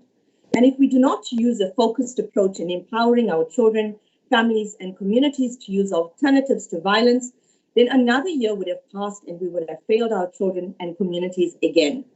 With the backing and support of CPS structures, government must provide them with obligatory financial assistance with the minimum basic resources to support CPF structures to help SAPS. The MEC must not forget that in most cases, CPF members risk their lives every day and are first at the scene of a crime, in most cases, even before SAPS. Most CPF members work during the day and patrol the streets at night. Therefore, a stipend towards additional warm bodies to their structure would ensure much more effective policing. A basic setup of a control room in the various sectors to help with the turnaround time in arresting criminals and assisting with the crime hotspot in those areas would help. Reflector jackets, torches, whistles, training, and whatever else that is necessary in their fight against crime. Madam Chair, I want to pay tribute to some of the CPF and Crime Forum chairpersons with their dedicated teams who have highlighted to me their major concerns within the structure. These members have contributed to making their streets safer, and therefore I want to thank the CPFs in Mendini, Phoenix, Merebank, Durban North, Nagina, Clearwood, Montclair, Belito, and the Shallcross Crime Forum. MEC, if you truly care about the lives of people in KZN, please ensure that their safety comes first. You must make an effort to fix it and not make an excuse. Make it count. Thank you. Thank you, Honorable Member. The next speaker to debate is Honorable MP Gwala for 5 minutes. Honorable Chairperson, I continue from where I ended. Why are they still working for the SAPS as they have proven that they are failing to do their jobs diligently? We want the Honorable MEC to tell us from which police stations do these detectives work. Our SAPS need competent people who are willing to protect our communities. Police corruption. As the IFP, we welcome the appointment of the new KZN Police Commissioner, Lieutenant General Komikosi Jura. We commend his willingness and capabilities to be in the forefront in ensuring that crime is eradicated in the province. Lieutenant General Jura should be aware that we as the IFP are gravely concerned with corruption among law enforcement officials in this province.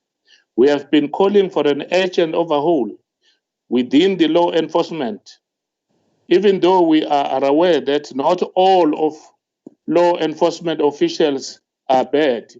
It is imperative that the MEC and General Jula urgently work out a plan to have the corrupt ones rooted out once and for all. We urge him to restore rule of law and introduce change. Service delivery protest. KwaZulu-Natal has continuously been adversely affected by service delivery protests, which in most cases turn out to be violent and result in much damage to property and the loss of life. The nature of public protests in this province and the country as a whole necessitates the deployment of police officers who are well skilled in crowd management tactics. We are also concerned about farmer tax. We call on the MEC to put more resources into deterring this crime. We have lost many farmers to crime, and this threatens the food security of this province. Rural safety must be prioritized as farmers and farm workers live in constant fear because the government does not deem rural safety a priority. Police promotion. The IFP believe that the time has come to review the qualifications of those who set standards for recruiting, appointing, and promoting police managers and officials. Promotions and appointment driven by an obsession to meet affirmative action targets are persuaded negligence, poor service delivery, and are eating away at the credibility of the police in general, as well as the undermining the morale of officers who are committed to excellence, such as those who are committed, whose commitment and diligence have resulted in the imposition of life sentences on some criminals. We salute them for that. Whilst there are many excellent police officers in the SAPS, there are also too many officers that should not be in the service. That is why the IFP believes that there should be a review of the standards for recruiting, appointment, and promoting police managers and officials. Solutions. The IFP is proposing the following as a practical measures to eliminate or drastically reduce criminal activities in our cities, towns, and communities. Government must eradicate crime in our society like it does when disasters strike in SADC countries where interventions are urgently made. We are not shocked if the ANC-led government failed to address crime because it has failed to assist to retrieve the bodies of the three workers, Priti Nkambule, Yvonne Nesi, and Solomon Nyirende, who are trapped underground in a container in Lily Mine, which is outside the province of KwaZulu-Natal. Equip the police. In the case of the police, who are charged with the Herculean task of ensuring internal security, the provision of working equipment is very essential. The police need robust vehicles, modern and sophisticated communication facilities, modern weapons, and adequate fuel to move about and do their job. There must an increased security in our borders. We must do everything possible to protect the territorial integrity of our great nation. The uncontrolled open borders seem to be adding more problems as more dangerous items such as explosive and ammunition are smuggled inside our province by illegal immigrants on a daily basis. More need to be done to prevent gun trafficking and the proliferation of illegal guns. The security and intelligence agency ought to wake up. There must be more police visibility through 24-hour mobile station. Let us see and feel the presence of police officers in all our nooks and crannies. To fight crime, Thank you, the MEC need to aim Your to time meet. is up. Your time is Thank you up, very much, Honorable Chairperson. Member. Oh, Thank you what should very now much. should wazwajabula bu. Ngiyabonga sir. We are now going to have the last member to debate, but may I get any indication from Honorable Mlojwa and Honorable S. Imangele?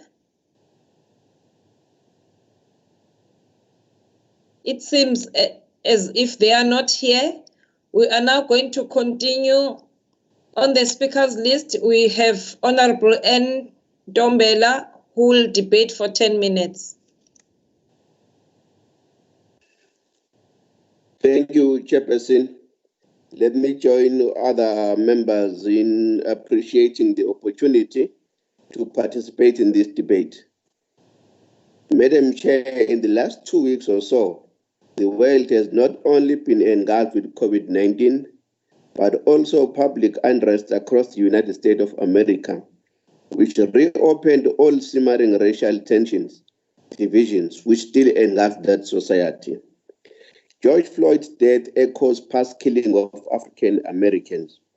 His final words were chillingly familiar as a white police officer in Minneapolis knelt on his neck for almost 8 minutes. He said, "I can't breathe." The same phrase uttered by another African American man, Eric Garner, who died after being placed in a police chokehold in New York in 2014. The officer who sat next on his neck was arrested last Friday on murder charges. This happened only after days of protests and riots that returned the issues of racial injustice to the forefront of U.S. political debate. Demonstrators set a Minneapolis police precinct on fire, and protests took place almost in all major cities across all states. An almost similar situation happened in our province in the vigilante killing of Andile Popo Mtunu. He was kidnapped and assaulted brutally for allegedly stealing alcohol.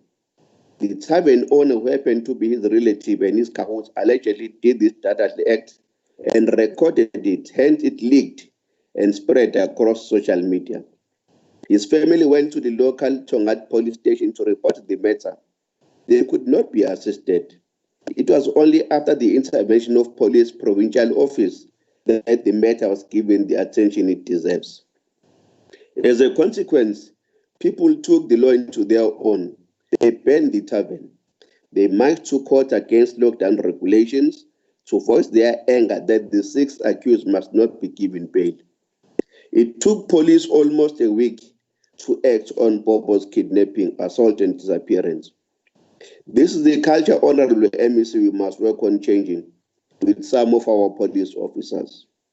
The don't care attitude, open cahoot with criminal animals, it can't be correct nor justifiable for our communities to be crying and marching about the same issues more than 26 years after we attained our democracy. The fact of the matter is that our people are losing trust in our law enforcement agencies. This is more peculiar in our township and rural communities. Whether base Manguza, whether base Nanda, bakwaMakhuta, koDasonoke Mangangeni, bonke labantu bacula iculo elilodwa ngokungagculiseki ngendlela amanye amaphoyisa asebenza ngayo, ikakhulukazi ezindaweni zabantu abamnyama. Iningi leziteshi zamaphoyisa ezikulezi ndawo azinayo ingqalasizinda esezingeni elifanele ukubizwa ngezakhiwo okumele zisebenzele zisize umphakathi.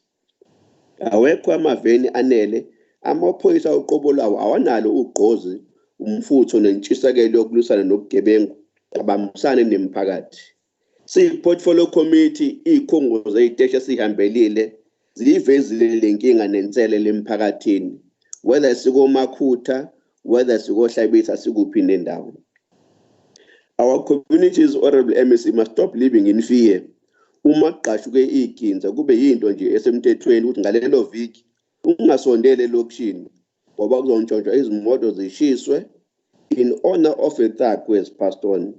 Whereas this will happen with impunity, emini ilanga libalele.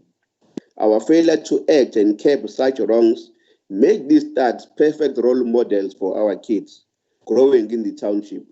To make our own kids to think crime pays, that to live glamorous life is a cash yonke into ilula. Honorable members, there is not the kind of future we want for our kids. In every township, in all of our city centers, a point and other areas is an open secret who are the drug dealers, and they operate with impunity. Anyone disturbing their turf will be wantonly and brutally murdered with no consequences.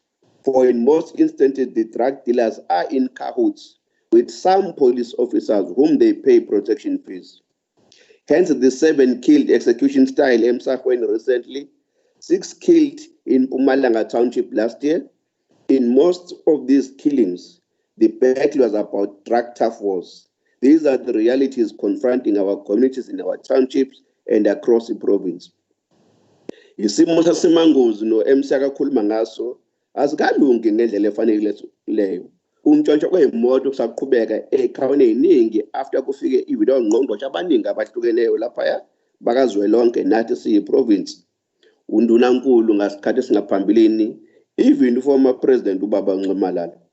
Asibe nezixazululo ezibonakalayo nezibambekayo kwezinkinga nezinselelo esesizitholile. Ngaleyo ndlela siyolibuyisa ithemba kubantu bakithi ukuthi ngempela uhulumeni onakekelayo ngaphezu kwazo zonke izinselelo ezikhona. Isabelo somnyango siyasiseka. Sinethemba umhlonishwa omphembe uzowenza umehluko abuyise nethemba kubantu bakithi. Izimo zobugebengu umhlonishwa ziyanyuka usuku nosuku. As lockdown levels have been relaxed, recently in Scottville here in Pietermaritzburg, more than 200,000 of pension payouts money was stolen. The perpetrators came into the store in full dress code of the Department of Health officials with full PPE. They insisted that they were there to ensure that the store is practicing social distance for grant payouts and in the general for grant payout in the general store. When they went into the cash office, COVID-19, they threw out firearms and took all the money they could find. They calmly walk out of the store with their clipboard in hand,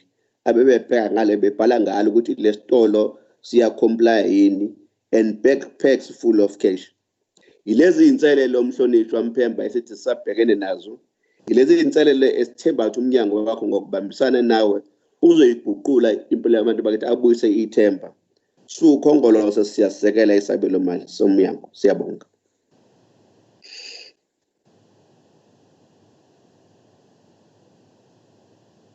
Thank you, Honorable Member. Let me take this opportunity to welcome back the MEC for Transport, Community Safety and Liaison, Honorable M. Bintuli, to respond to the debate for 20 minutes. Honorable Chair,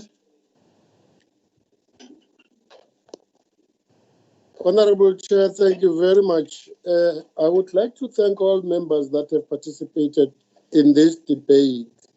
And some of the ideas and suggestions will be part of the considerations, because I guess they are aimed at assisting the department in the performance of its duties and assistance to the police.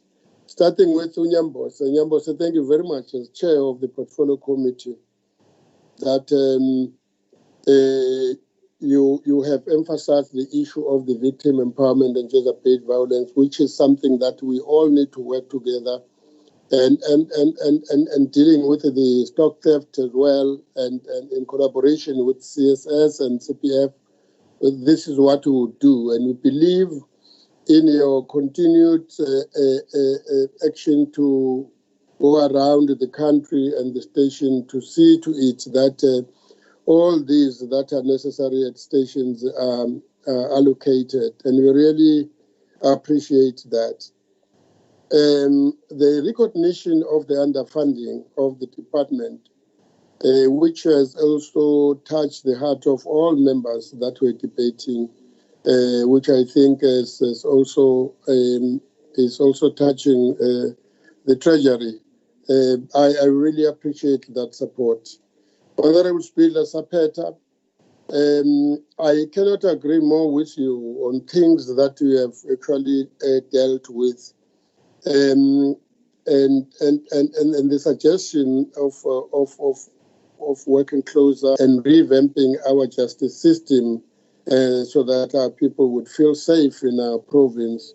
I really do appreciate that. We will commit to work harder so that there's peace and stability in our province, and we really rely on all of you to support our endeavors to do that. Indeed, criminals are staying with our communities, and I agree with you that we need to urge communities as well to feel part of the fight against such crimes. I know some of members of the communities, especially parents and relatives to criminals, may feel bad when their kids are arrested, and some of them would even get lawyers, good lawyers, and then go to Mhlabialingana bayo unizinto zokubasiza. Kodwa leyo nto, in my view, it's a perpetration of a crime in a way. Maybe they do that being unaware ukuthi baqonde ukwenza njalo. Honorable Kwala, thank you very much for your support. Let me profusely apologize for issue Gabab Mapanga. It is actually not only him. Ubaba Mapanga and Ubaba Umkachwa would know as well. Ukuthi Enchanga, there are a lot of people that were brutally killed, and it was just by omission that we didn't mention. But let me just hasten to say, Honorable Kwala, that Mapanga is part of the cases that we have elevated to the province to be investigated at the provincial level. That I announced when I got there. I've been in the news humping on that one, and definitely his case is also part of that one. So it is not like I was playing truth when I did not mention his name. The detailed plan that you need for us to deal with police brutalities. We have the plan. It may not be one size fits all a plan. This is why we urge everybody to be part of the plan and bring in suggestions to the fore so that we are able to deal with them. AG, yes, we are prepared, as said in my speech, that we will work hard, that the money is utilized prudently, and we will also work hard because it is not only you mentioning that we must monitor the work of our detectives. And in my speech as well, where we said we'll be doing court monitoring, that's part of the things that we want to do. I do want to get to some of the suggestions as well that you have made, and the question that why would we keep some SAPS members that are not doing their work? As you would recall, you and I would know that unless you have tangible proof that this person has failed, as you as a former trade unionist, you would know that everybody has the right in terms of Labour Relations Act. We will follow processes up until we get to the gist of the issues. And I appreciate that you commend Honourable Mr. Chula, the Provincial Commissioner. I also feel that at midnight you can phone him, find him. You can send him messages that the communities are sending to us of complaints. He would always follow them right through. So together with obviously his team in the province, I think the accolades that you're giving to him are correct and well placed. Indeed, we do want to root out some corrupt cops. This is why some of them are arrested. And they are arrested by some members, SAPS members. They are just not taking themselves to court or to the cells. They don't submit themselves. They are caught because some of SAPS members are doing their job diligently. Yes, indeed, the issue of service delivery protests. We are going to experience this. This is why it has just formed part of my speech, urging every political party and party members to work together with us and the government and the police, so that there's no way that we could remember when there's a protest for whatever form. The people may think they will be able to behave, but in the long run, you would find that criminal elements are creeping through, and then they do wrong things in the process. So it is very, very important to deal with them. Yes, rural safety and police in the rural areas, we are looking to that. You would recall that some of the police stations were built during apartheid times, and they were built for securing certain individuals or few people. But we are working hard with the national department because it is its competency to deal with that stations are brought closer, whether in a form of mobile station or temporary stations, but closer to the people. If you go to Kolo, you would find that crime is rife because and so we are working hard on that one with Umhlonishwa Undosi. And I really I'm taking your suggestions that there's got to be an attention that should be placed to the victims that are affected by the gender-based violence. Honorable Hussein, I take note of the increase that you say in the Eastern Cape has been obtained by Community Safety and Liaison. There's no necessity to go to Eastern Cape when you are also part of the portfolio committee. Please assist us, raise it as well with some of the members. And I realize all of you are worried about the increase, and I'm also worried. And I will be grateful for you, assist us when we are all here. Indeed, Honorable Hussein, I'm also very worried about the killing of the police. And the police are dying in the hands of criminals. As said earlier, we know some of these criminals. They live with us and within the community. So let's all work out a strategy that these criminals must be reported and they must be arrested and go and stay somewhere. I accept that most of the vehicles are in the garages. Actually, the strategy that I want to employ is that because the issue of vehicles staying long in the garages is that we've got few selected garages. And in my view, that is not going to help us. Let us have garages all over the province. If there are vehicles under Zululand cluster, Zululand district cluster, there must be garages that will service vehicles in that area. Even vehicles from different departments, by way of economic empowering people, let them have garages at their area of work and closer to where the people are. The issue of the employment of more police, yes, there was supposed to be an intake, but because of the COVID-19, all the departments, including SEPs, have actually stopped employment of recruitment of members, new members. But I think that we are going to continue post the COVID-19. Because I appreciate the support and the salute accorded to our men and women in blue.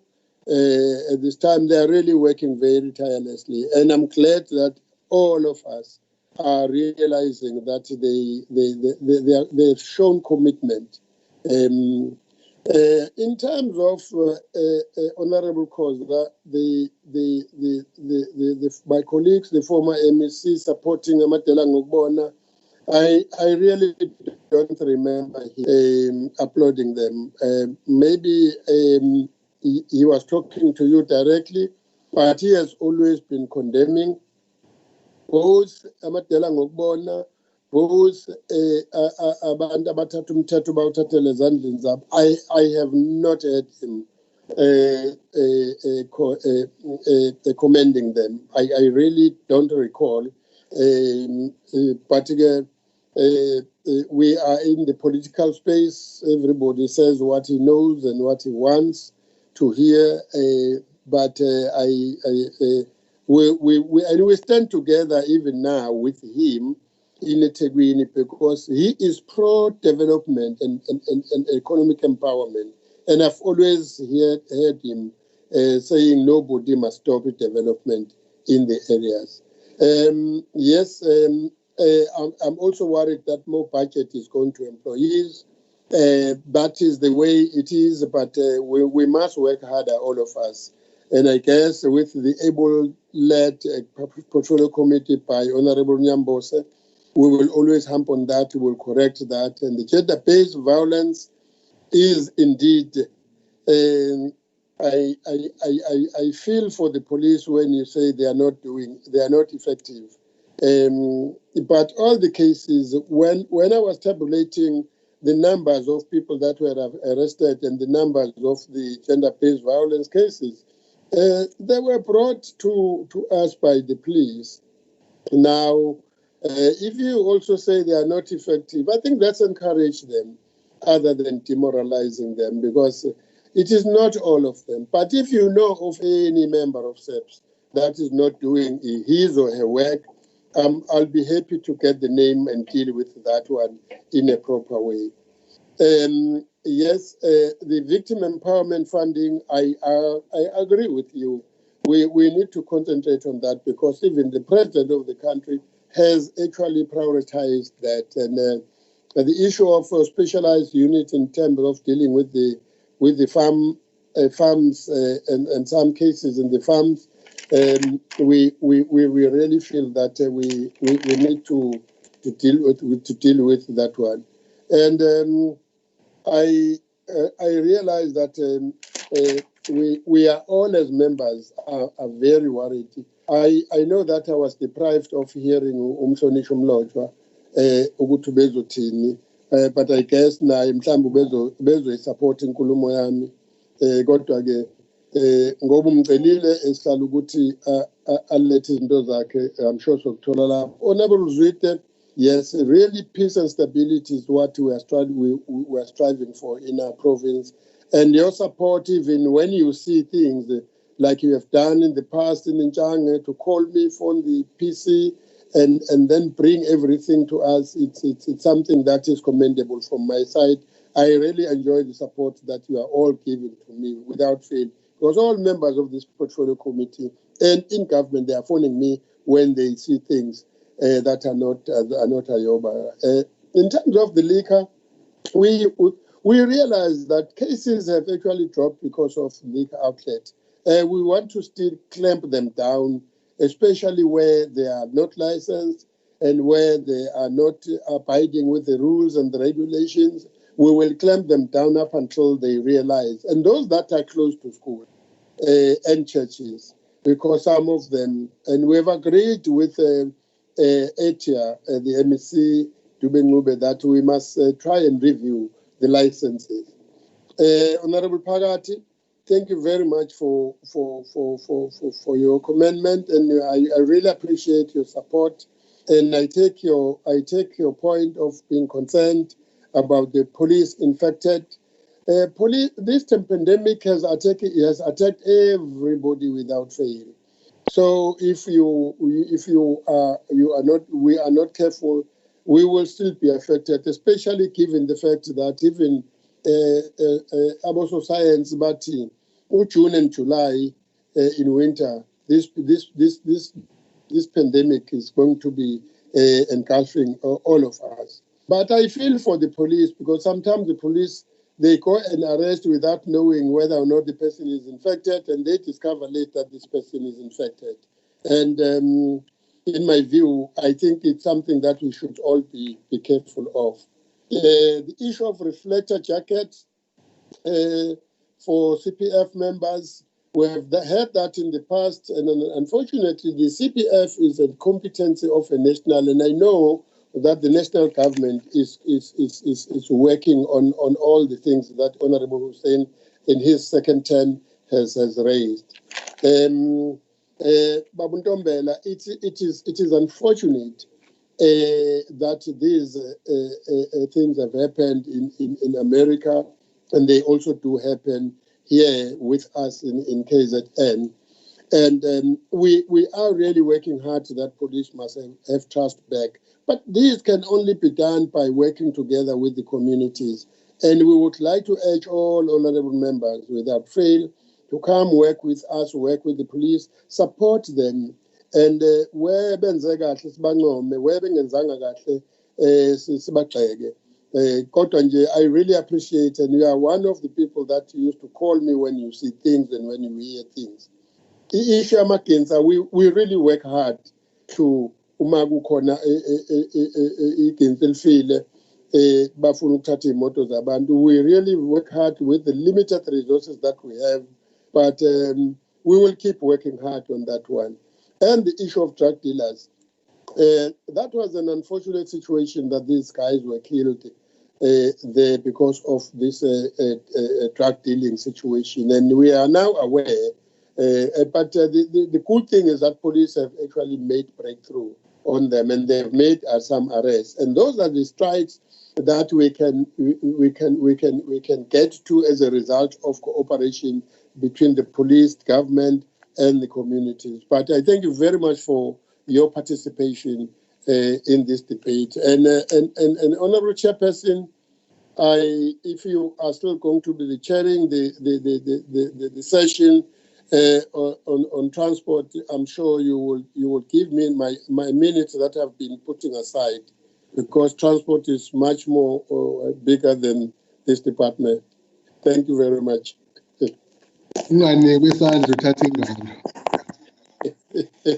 Thank you very much, Honorable MEC. we have come to an end of the debate of vote 9.